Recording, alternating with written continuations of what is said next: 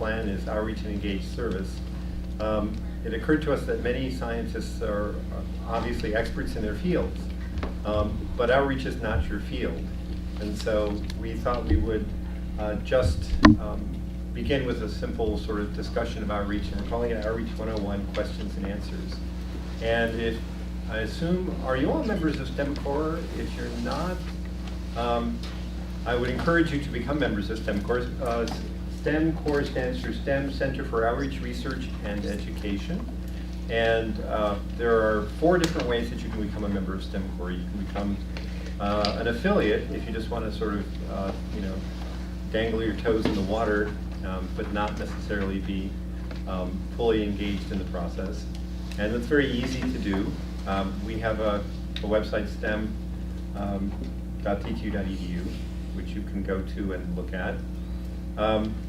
And if you are more engaged, or if you find yourself becoming more engaged now in research and education in STEM, you can become a full-fledged member.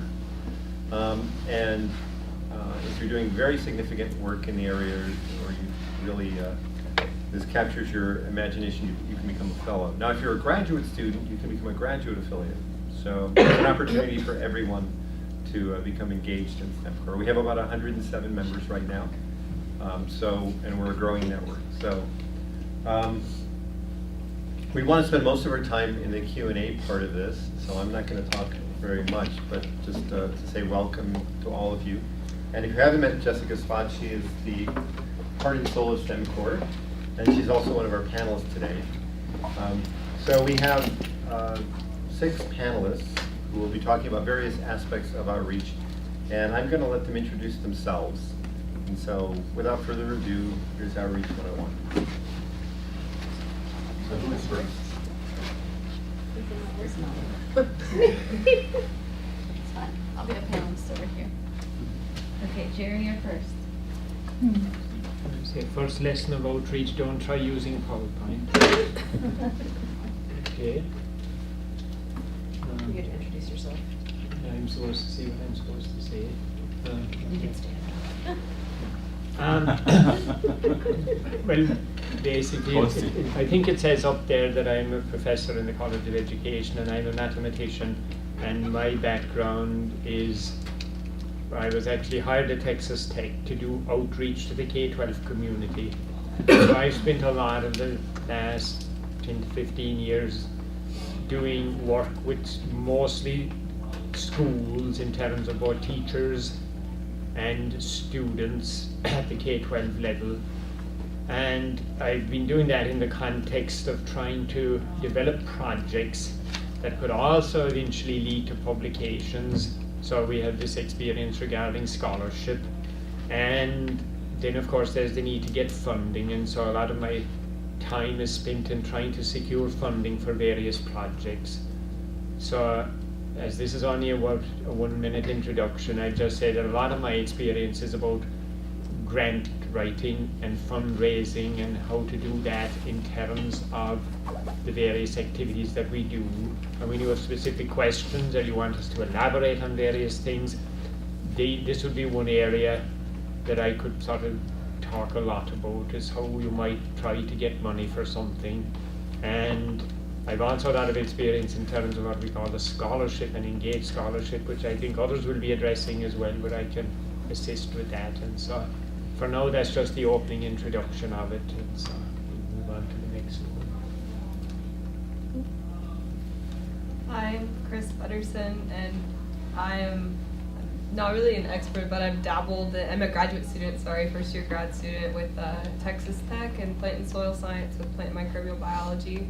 And the thing that has really gotten me to the point that I'm at is by doing outreach with different students, whether it's with the community and students through that, or working with different middle school students, the 6th through 9th graders, to develop and implement a junior science program. I also have worked with 4-H quite a bit because they have all these great kits that you can get for very low cost to do, and they're really self-explanatory. And different levels of outreach also in citizen science with public labs down in Cocodrie, Louisiana. But that's what has gotten me to this point. It's really something I'm quite passionate about.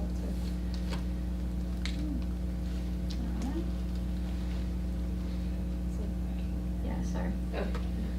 I'm Jacqueline Cañas-Carroll. I'm a professor in environmental toxicology. I'm also an associate director of STEM Corps. And my area of expertise really related to this panel is working with students from underrepresented populations. I've run a program for community college students from South Plains College to get them interested in science, keep them interested in science, help them persist in science, and then I place them in labs at Texas Tech, and they're all from underrepresented groups. And then I do work with mostly all of my outreach is focused on the college at the college level. So I also work with a bunch of students through a student organization where I'm a faculty advisor. So I've got a lot of expertise and interest and experience in working with underrepresented populations.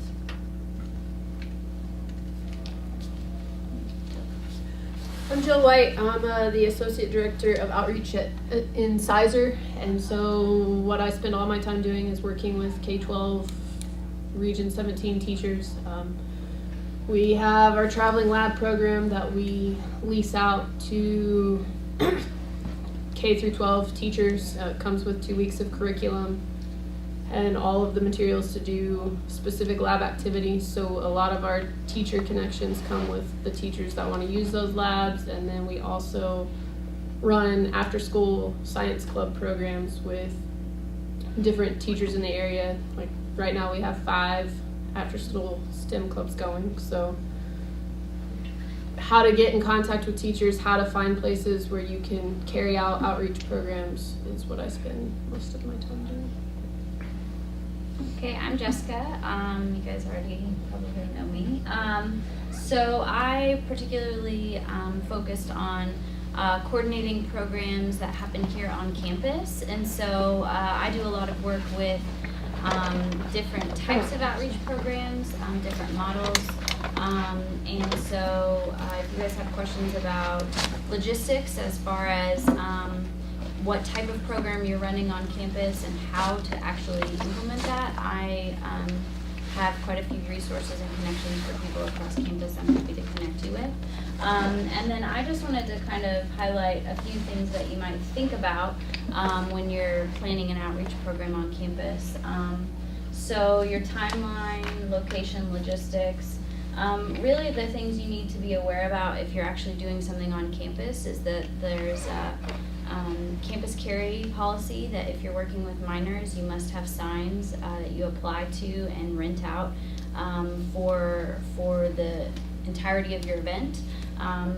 Also, if you are planning on running an outreach program that you hire people, you have to make sure that they're child protection trained. That's for the state. You have to complete that training in order to be in compliance. And then also with classroom space, making sure that you have access to locations to actually conduct the outreach program can be a little complicated. And then also things to think about if you're doing a long-term type program, liability for not only your students as well as your employees. But also it being on a Texas Tech campus, you have to make sure that you have the appropriate liability things in place, housing and then hospitality. So feeding your people, housing your people if they're going to be here for long periods of time. Primarily I have done outreach programs with high school students and middle school students on campus for either one day at a time for a short conference, or for up to, we had one this summer that was actually college students and they were on campus for almost 5 weeks. And so any range of time, I'm happy to discuss logistics of those things.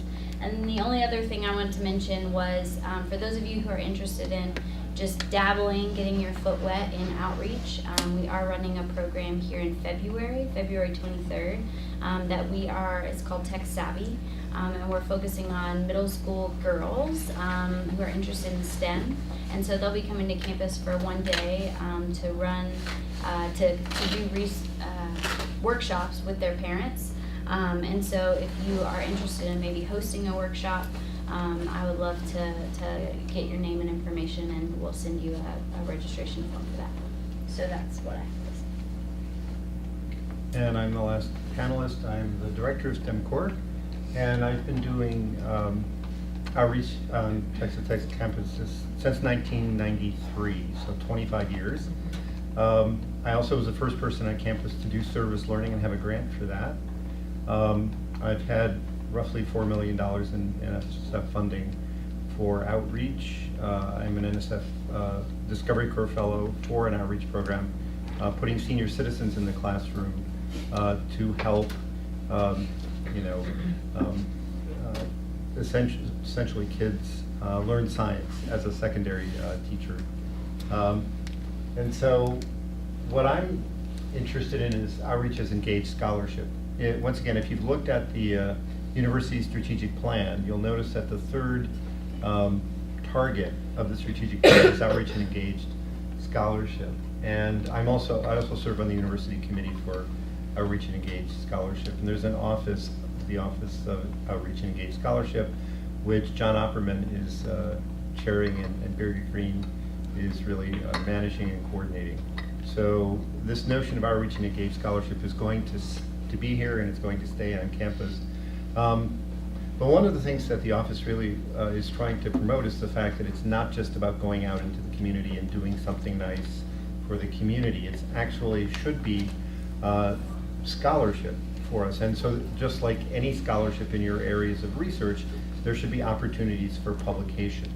And so I've listed up here the actual definition of outreach and engaged scholarship as the committee has defined it. And it should lead to publications and presentations that not only in journals, but also local, regional, national meetings, and so as well as grant funding. So it is scholarship, and that's what Texas Tech is trying to promote. So I've listed a couple of journals here, which you might want to take a look at. These are two of the leading journals in outreach education and outreach research, the Journal of Community Engagement and Scholarship and the Journal of Higher Education Outreach and Research. I had another list of about 35 journals that are specifically outreach and engaged scholarship related, and we'll post those on our website in case you want to go take a look at those. They're not only related to just outreach and engaged scholarship generally, but also within various fields. So almost every field is starting to really take this notion of outreach and engaged scholarship very seriously. Okay. Questions? So now we'll just open it up for questions, and if you guys have specific questions for each of us about a particular program you're interested in, or maybe something you're thinking about, or your broader impacts or whatever, now would be the time. And if you're too shy to ask, we'll ask ourselves questions. Yeah, Levi. So, for those of you that are tenured STEM faculty, have you seen an increase of interest in engaged scholarship amongst graduate students in your areas yet, or do you anticipate? Because I still think that the standing wisdom is that you need to focus on your research and progress at the graduate student level. And so I'd be curious if you could comment on that kind of interplay there. Yeah, so I know in our department, we have a student organization that's affiliated with our national organization that specifically focuses on outreach. So the students that are in our department that get involved with that, the big thing that they do is outreach. K through 12 is where they focus. But still the faculty will tell them that they want them in the lab and doing things. So they're a little torn because they want to do it, but some of the faculty tell them we need to limit those activities and focus on doing your research. Have you seen the outreach lead to that engaged scholarship piece though, where there's reflective writing and attempts to publish on any of that? No, not like they applied for an award, and that's probably the closest they got to writing about what they do. And they did get published like in a newsletter, right? They wrote an article for a newsletter for the national organization, but not for Not something that was a like peer scholarly reviewed. journal. They've done a lot, and they probably surely could, based on the things that they've developed and done. I would say in my experience, the answer is yes. At least in chemistry, I've seen an increase in the amount of outreach. And I'll give you a couple of examples. Outreach doesn't necessarily mean just going out into the K through 12 schools. One of the notions of outreach is that there is a community partner. Those community partners can be K through 12 students. They could be senior citizen centers. They could be, education in industry, for example. So I'm thinking about Kaylee Serrano at the University of Illinois, for example, who decided that there wasn't enough discussion about safety within our discipline. And so she organized a group of graduate students nationally to begin to address this problem. So reaching out into each of their communities and talking about safety. And she's been published in the Journal of Chemical Health and Safety. She's been published, she's an ACS fellow as a result of her work. She's also received National Science Foundation funding. So individual pockets of graduate students are taking it upon themselves to do outreach, but they're not doing it within the model that you might have seen 20 years ago. They're networking nationally to do these sorts of outreach activities. So it's not just local anymore. Of course, in the College of Education, there isn't any indication if there's an increased student interest, but community engaged work is mandatory. You will not graduate, at least as of now, without doing some kind of community engaged project. So therefore, every graduate student is supposed to do some community engaged work. That doesn't answer the question, as I said, whether there is a greater interest or otherwise in it. But of course, the natural community for College of Education graduate students is quite often that they're already in the community. They're practicing teachers, they're principals, they're working quite directly anyway, so that whatever their daily, in our context, their daily lives is outreach because they're not on campus, So, but I would say, like, independent of that, there is obviously with a huge push within the college, a complete focus on it, in that that arm of the strategic plan has dominated the strategic plan of the college. We just got a college strategic plan a couple of days ago, and the only aspect of the university strategic plan that appeared to get a real emphasis was the community engaged one. And so, but whether or not that's at a grassroots level, we'll have to wait and see.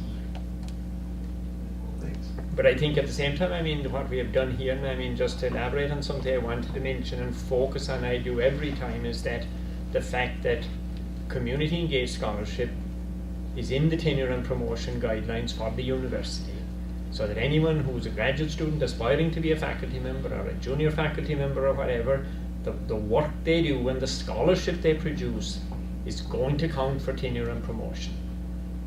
That's in the books, and that's part of our work as engaged scholars here, to spread that message and to make it absolutely clear to faculty, because sometimes it gets missed along the way, and the university is pushing that. So with that awareness around the place, I think more and more graduate students can see it as a beneficial thing to do.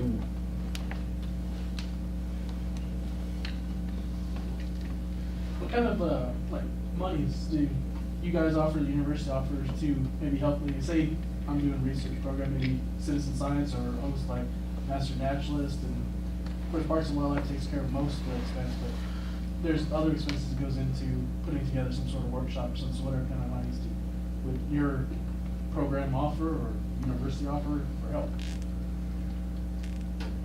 Or can we get grants and things? Well, like every other group, we look for grants outside, just like you. We don't have a pot of money to seed Okay. outreach events. That's not our mission, actually. Yeah. And I don't even think the office that you mentioned with John Oberman and Birgit have any funding either.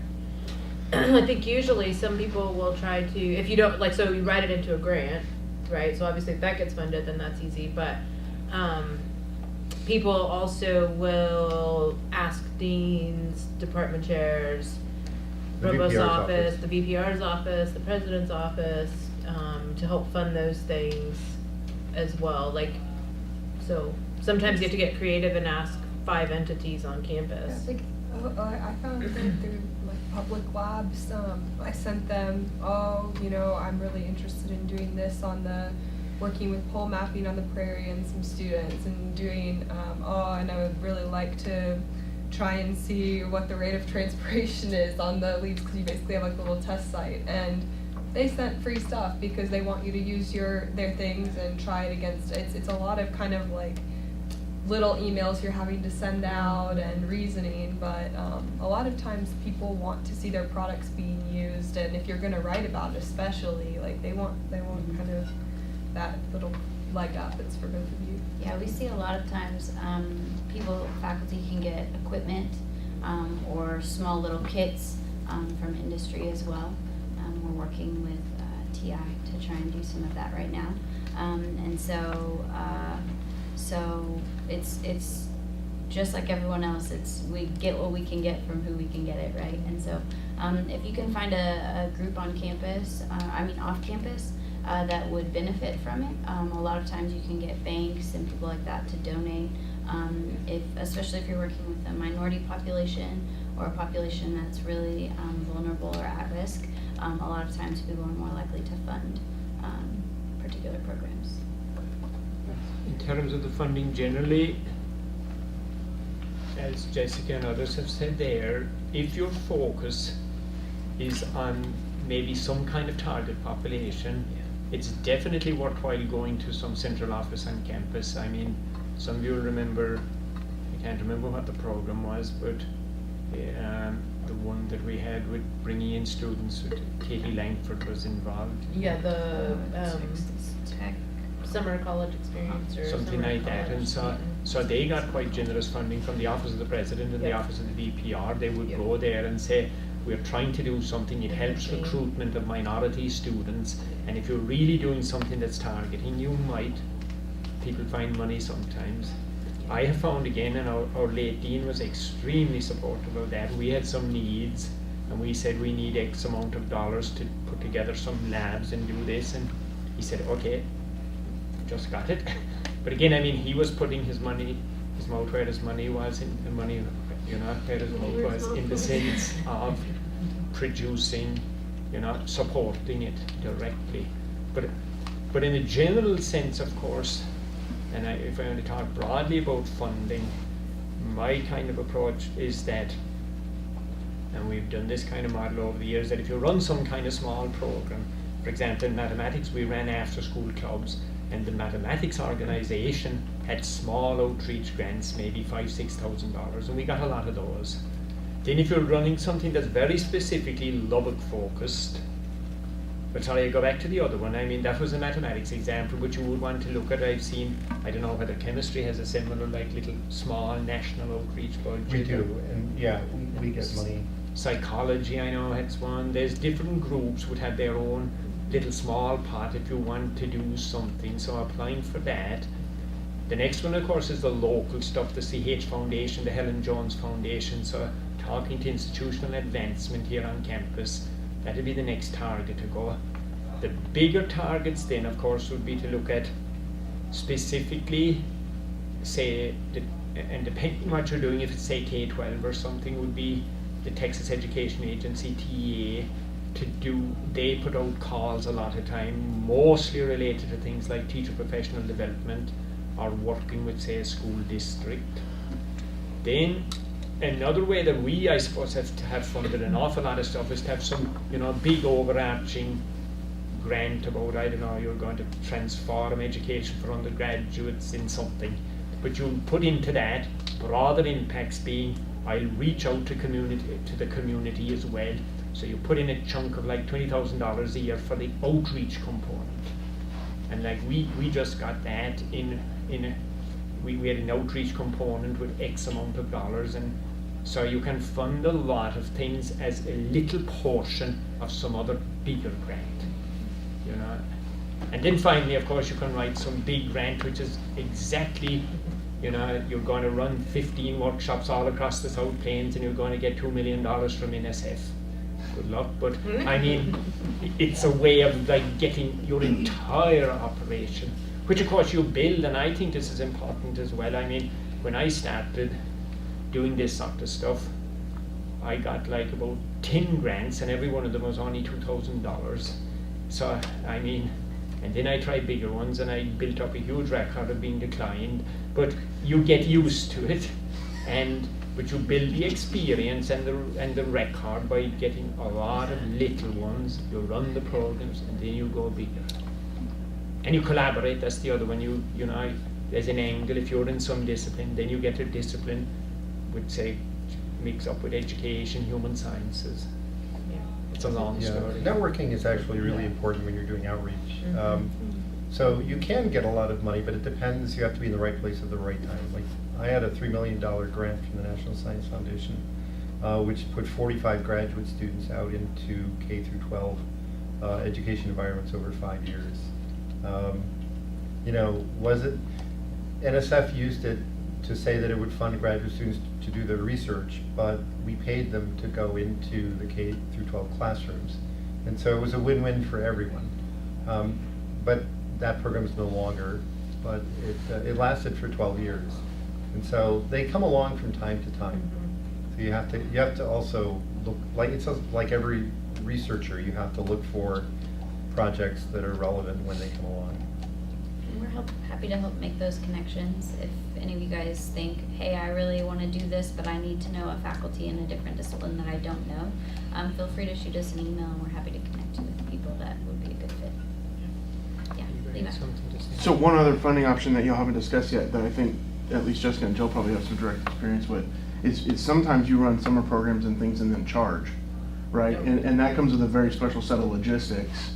And it might be helpful for some folks if you could kind of talk through some of that.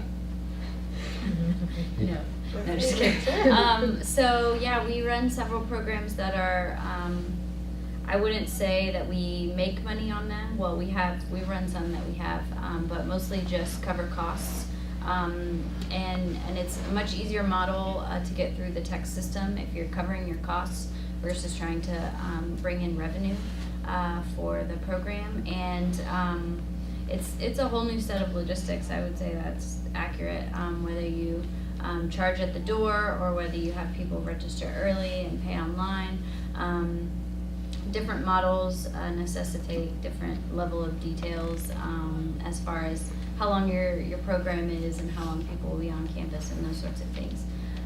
So yeah, it's several different avenues depending on what you want to do, but if you let us know, we're happy to help put you in touch with. One of the things that differentiates outreach from engaged scholarship is that usually with engaged scholarship there's a question you're trying to answer, or there's a problem you're trying to solve, or there's a study you're trying to do, whereas with outreach you're just literally reaching out into the community. And so if you're looking for funding, you can go either way. You can try to go in the direction of a scholar, or you can just try to go out and get money to improve the community.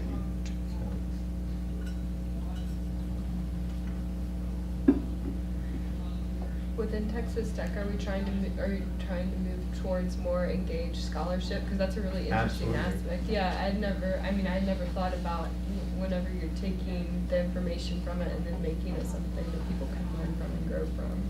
Yeah, and I think even more kind of to address that is that we have so many programs that happen on campus that aren't being evaluated or aren't being publicized or published on. And so as STEM Corps, we're moving all of our programs from this kind of outreach idea to the engaged scholarship side. And so it's obviously a process, like it will take time, but we're working on really focusing on the engaged scholarship side of things. As we've become an R1 institution, that's become even more important, that we are not only highlighting these outreach programs, but we are actively using them for engaged scholarship, making sure we're evaluating all of our programs, right? We want to make sure that they're actually beneficial. We're actually doing what we think we're going to be doing, right? And that helps build our case not only for NSF funding or NIH funding, larger funding sources, but also within the university gives us some credibility.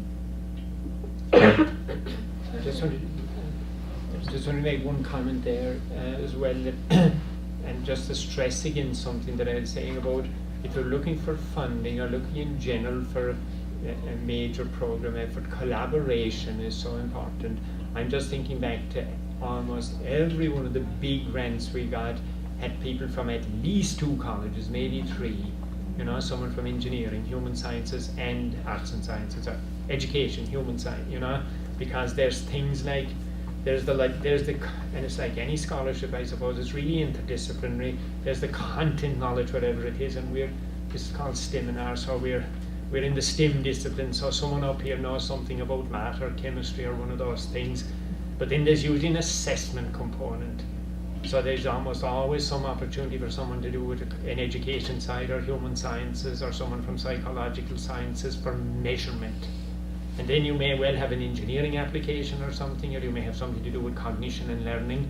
So you can see that if you have a well-crafted project with all its components, you probably need people from several colleges, which is one of the reasons that STEMcore can connect and match people and all of that.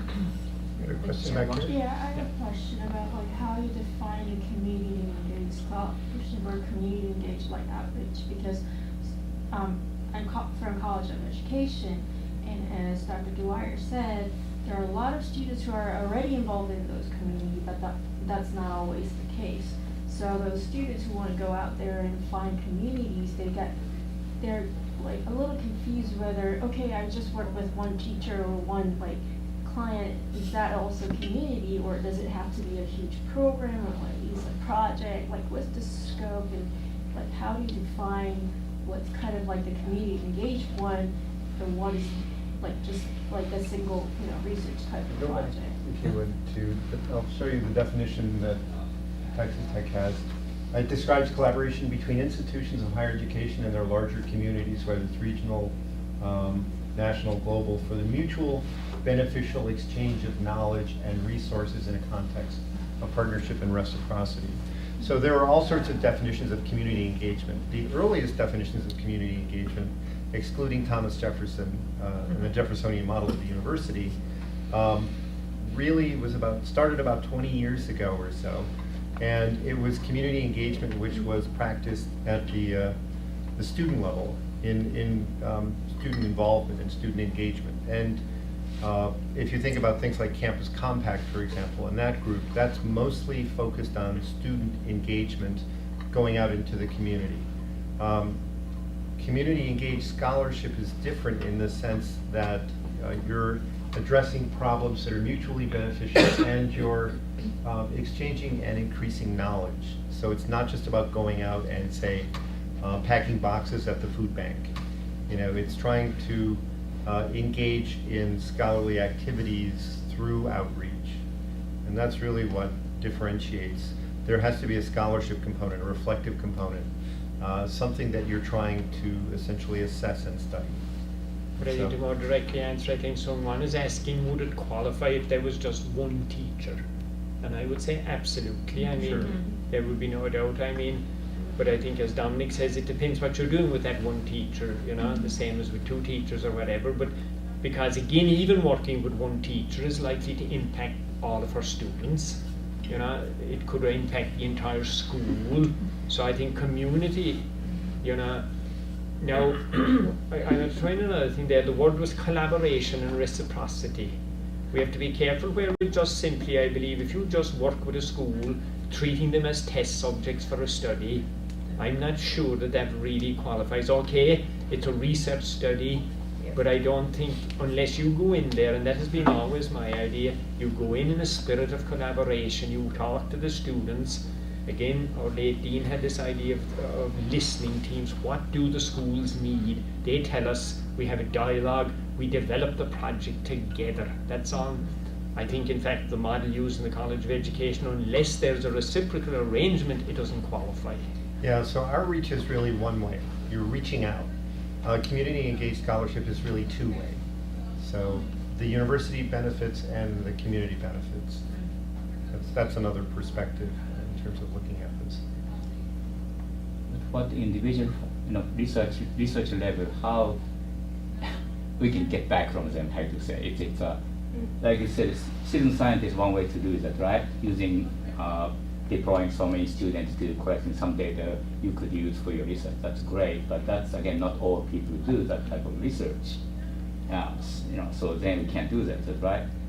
Beyond that, I really can't. My imagination is so limited in the sense of how to sort of mutually beneficial arrangement we can establish. Sometimes it's kind of like a long-term thing, like the middle schoolers that I worked with, this was years ago, that I worked with these, a group of middle school students that happened to be around after school. Maybe their parents weren't picking them up. It was a lot of them were girls, and all of them ended up in high school joining the research science program, which a teacher had funded, and going to 16 of the 19 participants or something like that went to international levels of science fair and presented. So, and they're all college bound now.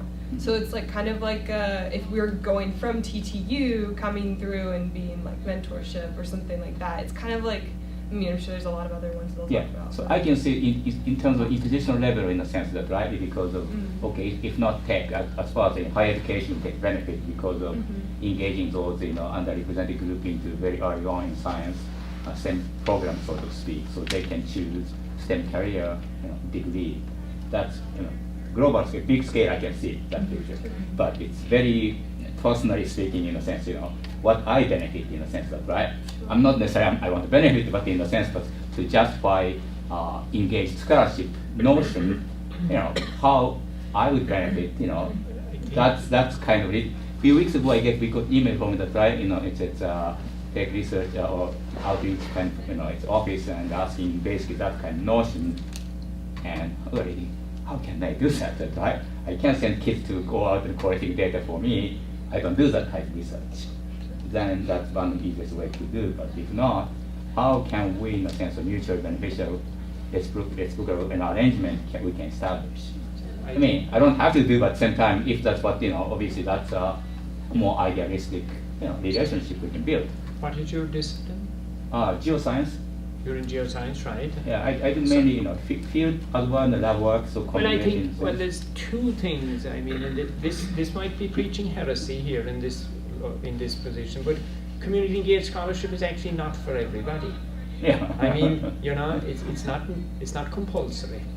I mean, it is certainly one of the strategic, and so, but under the possibilities of doing it, I believe like what you get out of it is that if you can turn the work into some kind of publication, then it's a publication. I mean, I have benefited from it but my problem was, and this is one of the challenges for people in many of the STEM disciplines, I couldn't really publish much, but I worked with collaboration with assessment people, education, human sciences, psychological sciences, and we did collaborative work to write papers. And as far as I'm concerned as a faculty member, a publication is a benefit. And so by working, so I would suggest if you're doing something with school and given your expertise in geosciences, you can develop the geosciences part of it. You need a partner that can develop this into the second part of it, because otherwise, and I think this is the challenge, that as a STEM faculty, we don't want to spend 4 years learning all the discipline of assessment and educational research to be able to write those parts. So I would say you must find a partner that can write a paper with you, or you figure out a way of getting money and you get benefit from that. I mean, in terms of, there's also, of course, I mean, the general, I suppose, personal sense that I am actually helping somebody. There's a Sure, I think tremendous, that so. helps as well. Okay, it doesn't help your maybe career today, but who knows, 2 years down the road, someone somewhere else is doing something and they'll realize we need a STEM, we need an outreach geoscientist. Like right now, I'm just thinking, maybe we need an outreach geoscientist. I'm applying for $4 million from NSF. Will you join us? There is benefits. Yeah, so I'm to be honest, I'm not one of you people in a sense of I'm not here because of I kind of have to do outreach. Yeah, so NSF told me that, right? So I talked to JSK in June, July to hastily modify my NSF proposal because my manager told me otherwise she won't fund me. Basically, that's what she said, in essence. So I scrambled to do, to come up with some reasonable, it's outreach program, and so so that's what's going to start, but it's So- with your help. But to your point, for example, let's say you participate in Tech Savvy. Yeah. As Jessica mentioned, we're now transforming that from just outreach to middle school. We have an assessment component now. So you will have access to that assessment Yes, component, yes. which you can then report to NSF. And the other thing I think that a lot of scientists have problems with is that the method of writing papers and the type of papers is much more qualitative in nature Yes. in many cases than we're used to writing as scientists. And so it's a different language, a different jargon. And so, as Jerry said, it's helpful to have people who can take the results and translate them into the jargon of a journal, so to speak. So, Yeah. Again, I'm hoping, I haven't appreciated this type of activity, but once I get started, I hopefully I sort of like it. I hope I wouldn't dislike it, after 1 year of try. So if that's, if I like happen to be, that's obviously give a bit more motivation, right?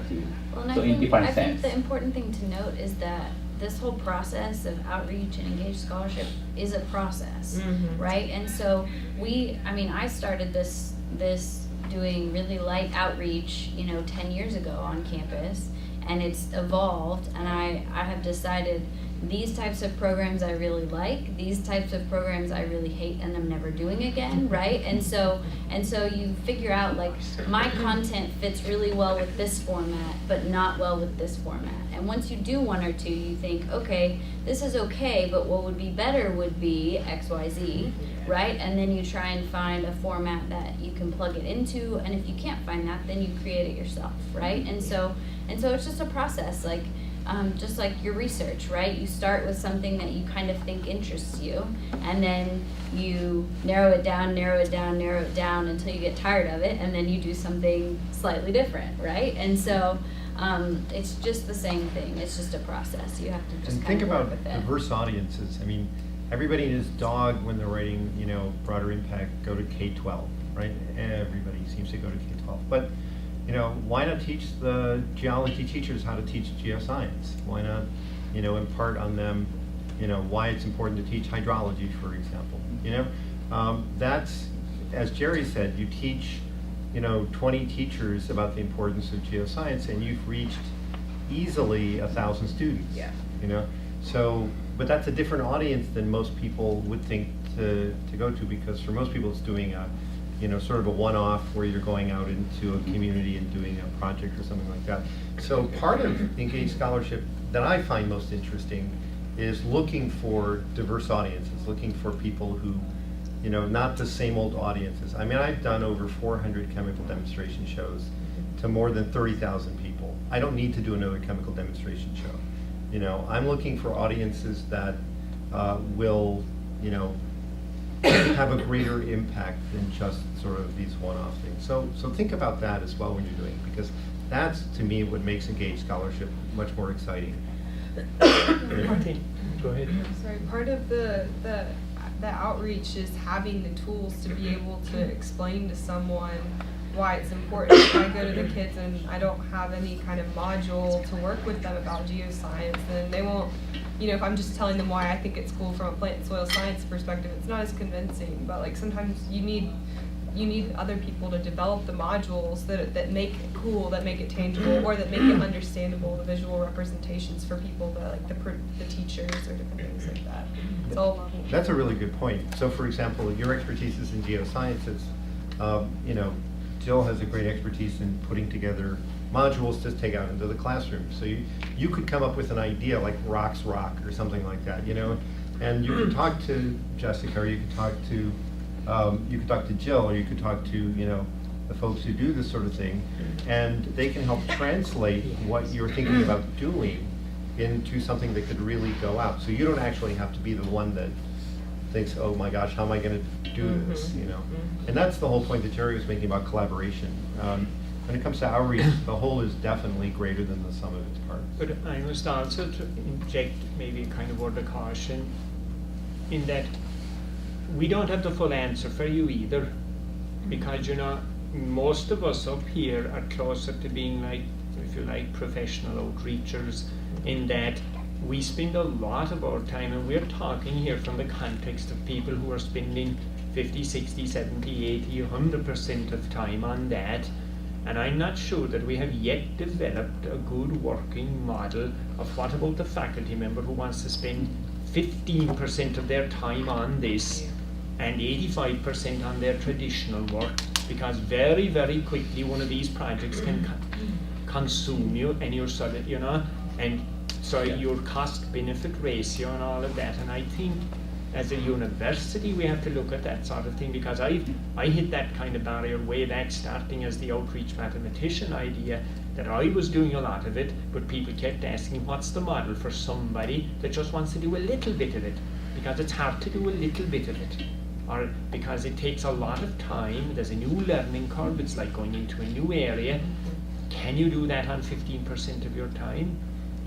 There's questions. But if you can benefit from it by a publication or justify it by getting funds or publication out of it, it's a But the little bit challenge easier. is that it might take me a year to get a publication, and I'm doing 95% of my time, so it could take 8 years at 15%, So that's why in this case, I'm fortunate to have this program, especially in tech savvy. I talked to Jessica a couple of months ago, so that at least I can jump start it without reinventing everything that I mechanistic, everything that's impossible for me to, like you said, take my 100% time of 6 months, a couple of months to even get there. And so that's a kind of real question in the sense of, as I said, it's an unfortunate situation right now, but it's even how to balance in a sense. Because you have to like it, I don't know I like it or not, but even have to like it, because right then if I spend 50% of my time, I don't have time to do my science, right? I have to teach normally, time there, so that's not going to work for me or department. That's not what the expectation is. So that's anyway. I was just gonna say, I think y'all are being too modest on this 15 like what this model, that this model doesn't exist, because I think that your shifted focus towards engaged scholarship with your existing programming and then the networking that STEMcore can provide offer an excellent model for someone that's looking to invest 10-15%, right? Because what they can do is they can drop into something that already exists, like and I mean, you've got other players in the field, right, that aren't here today, but somebody like Ideal, where you can do a Super Saturdays or a Science It's a Girl Thing module. You don't have to spend months preparing your thing. You spend a few hours thinking about what your thing is, and then you get plugged into that bigger piece. But what's been historically missing is an opportunity for that to transition into the engaged scholarship piece, right? Yeah. And so as you all continue to develop that, I think you're absolutely you're looking the model for addressing that need in the face there. So this is I guess a word of encouragement. I think you're in the right space. We're hoping. Thank you. You had a question back there? Yeah, I mean, it's not really a question, but kind of like a comment. So, it was yesterday that I went to the Tenure Academy, and we were all kind of like talking about like publications, number of like publication you have to have, community engagement, and all of these like lovely words.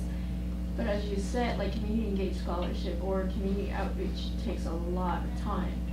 And I don't think those who haven't really been in that outreach and community engaged scholars do not really understand how long it takes time and how long it takes time for us to publish out of those, activity. And it's those who actually has experience, if they can communicate that to those who are evaluating the faculty and students in terms of those criteria, that would be really helpful, because it seems like no one had a clue about like how to.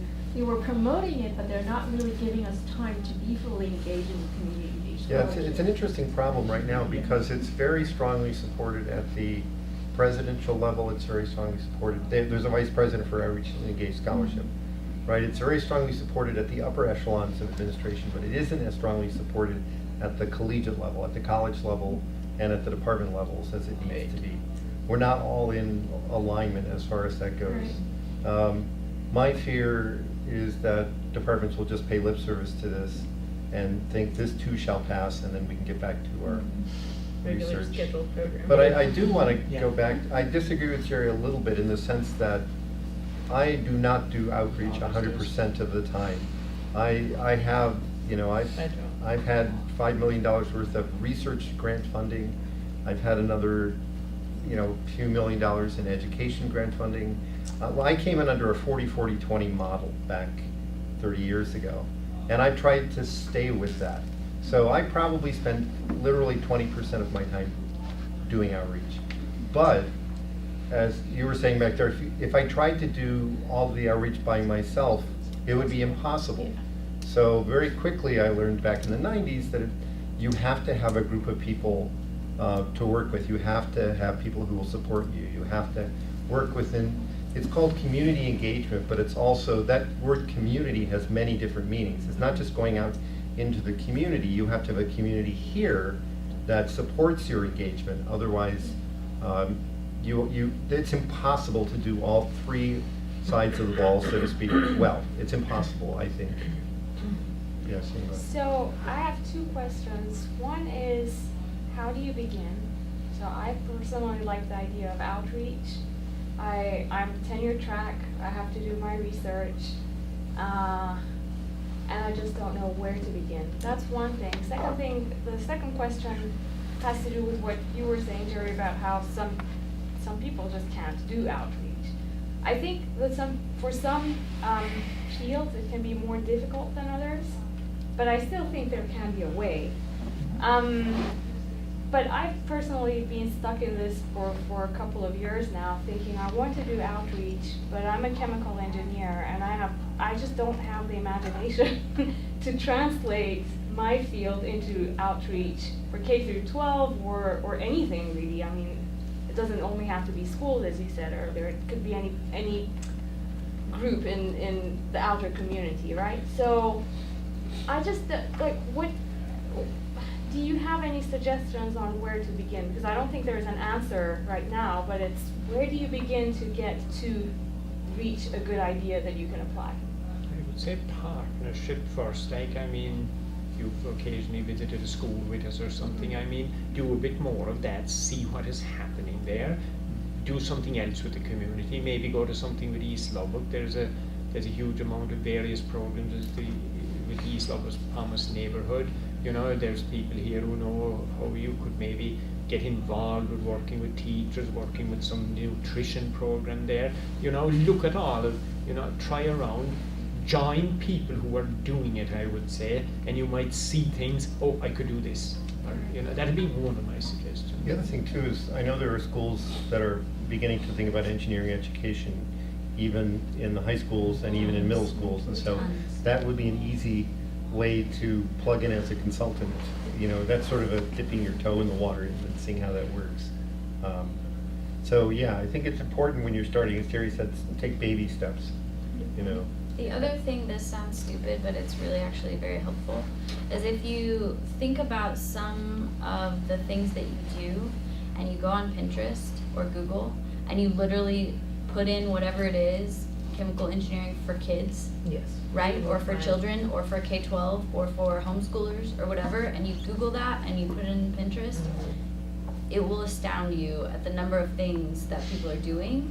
And so you can take something that's already being done and easily replicate it, and then do it a few times, and then say, okay, I really hate this part, I like this part, let's tweak it, right? And then you can create it into something that's new. But there's no, like we were saying, there's no reason to completely reinvent the wheel where you have to do something that's so brilliant no one's ever done it before, right? But like, think about how you can tailor it to a specific group or a specific area or a specific, demographic, and then you can take something that's already being done, instead of having to be creative, just Google it, right? Do it on Pinterest. So I actually have an example of that. So when I first started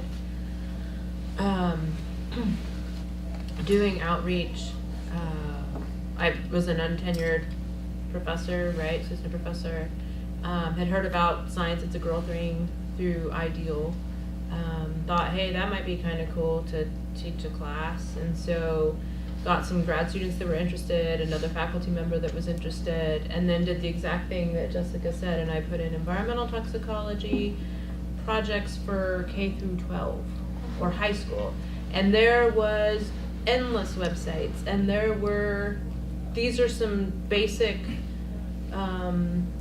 experiments that you could do that are small, on a small scale, but teaches the concept of a dose response curve, teaches the concept of mixtures, teaches the concept of this, that, the other. So that's one way. So you could put in chemical engineering for K through 12 and just see, and you'd be like, oh, that's really simple. We get these 5 simple supplies that you can buy at Walmart, right?